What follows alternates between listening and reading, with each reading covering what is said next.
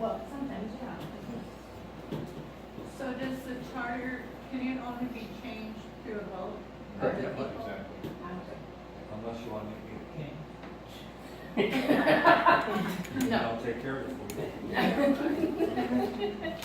Okay. So what so anything else we want to put in here as kind of your objective before we lead into some of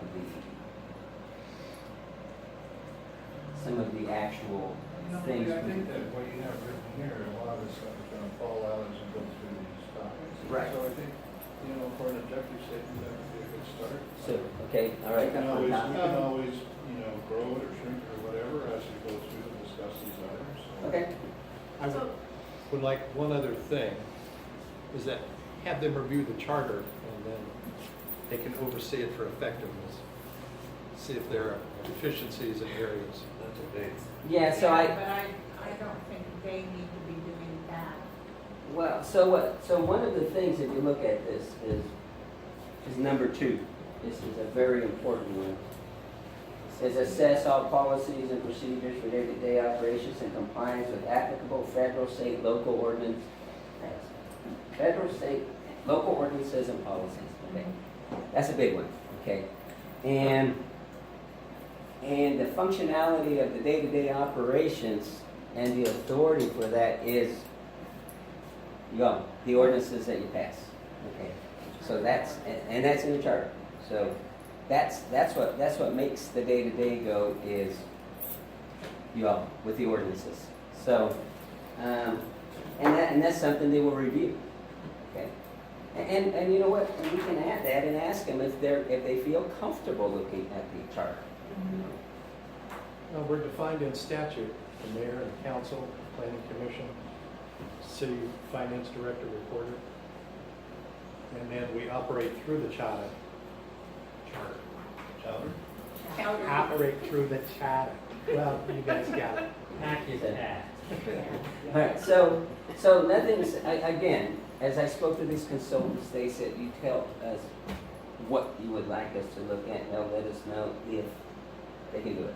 So we can add that. Ask them if they feel comfortable doing a review of the charter and aligning it with your ordinances. As it aligns with ordinances and as it aligns with our policies and our procedures, are they meeting each other's requirements? That would be it. So it's a little bit like making a Christmas list, a shopping list. We got to be careful here how much money we're spending to get all these presents that we want. Sure, let's make the list first, and then I usually go back and cross out Mabel. Prioritize. Well, yeah, and I believe, yeah, do the list. We present it either for quotes or RFP, either way. Anything under 100,000, quotes. Anything over 100,000, of course, RFPs. What our list can be in the RFP is that when they present their estimate, they present our list as line items on their estimates, and we tick it off, right? We say, okay, we want this, and this. That's This a is good what we're idea. gonna pay. As well as prioritize our list ourselves that says, Agreed. if in a perfect world we could do everything, well, here's our whole list. But we know that we're gonna have restrictions, so the most important 5 things to us are this.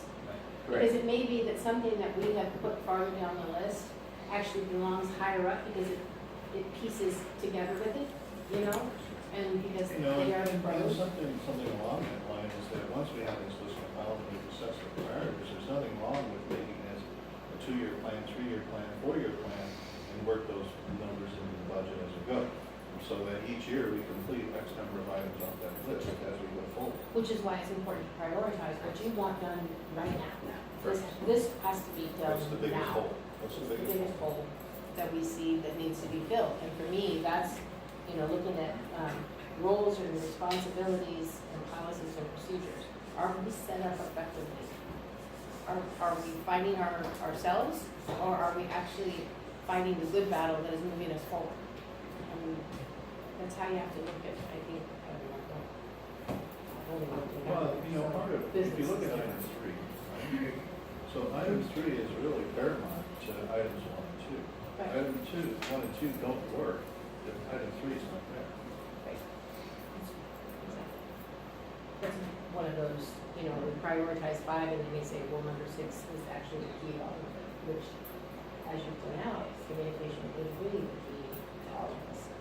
And sometimes policy and procedure prevents you from communicating well what the actual intent of the charter is. And we need to find that out, or maybe then it doesn't communicate it enough, in many different aspects. So we want to make sure they're in line. Generally, what they start, and I've been involved in these type of studies, what they do is they go through each department, find out how many people there, they'll find out what those people are doing, like say, who works inside, who works outside. Is there any type of special requirement, like for the waste treatment plant, we gotta have that guy, and, you know, so on and so forth. Now, we're operating down a person in essentially planning. We don't have a planning manager.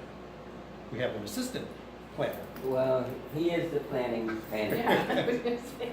So he's wearing another hat, so now you got, you know, somebody else wearing another hat over another department. So it'll shift out and spread out all of these things and see, can we do that? Is that a logical way at this time with this many people? And I really want to make sure that I'm on the right track and that I'm expressing this right. But this isn't a matter of looking at individuals' jobs, their job descriptions, and saying, are they doing a good job? Well, This is no. a matter of making sure that that job is the right fit It's for a the matter of structure. looking at the job description Right. and make sure that Right. it defines the job being performed, not the person performing the job. Perfect, well Right. said. That's it, I and just that's wanna the make sure that intent. That's clear and that intent is. That is the clear. intent of this. I mean, we'll find all the mistakes. And that's not Those are what- learning opportunities. They'll dig them all out. That's what my boss always said. And the documented features. So, I mean, just a first blush here, reading these 6 things, we've kind of like touched on this, where we're trying to find an objective. We're going through and we're piecemealing and discussing these items kind of in a global sense, and perhaps it would be more effective for us to go through it numerically and maybe detail what you have here.